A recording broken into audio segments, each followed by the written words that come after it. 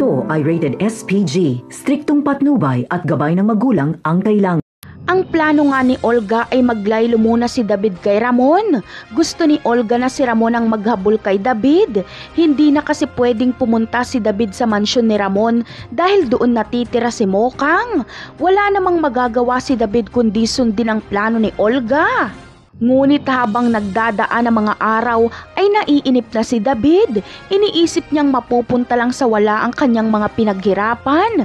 Dahil hanggat sa mansyon na nakatira si Mokang ay wala nang pag-asang makapunta doon si David. Wala na ring pera si David dahil hindi na siya binibigyan ng pera ni Olga dahil wala naman itong pinapagawa sa kanya ngayon.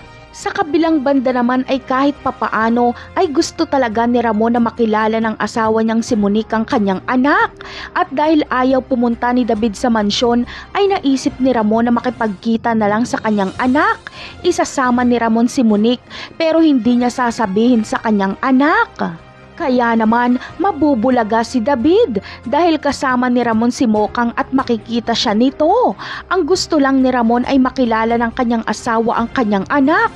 Ngunit ikakagulat ni Ramon ang kanyang matutuklasan dahil si Monique mismo ang magwikwento sa kanya sa tunay na pagkatao ni David at Tanggol. Sa tingin nyo, paano pa kaya malulusutan ni David kapag mangyari nga ito? Yan ang aabangan natin sa mga susunod na episode ng Batang Quiapo. Paalam!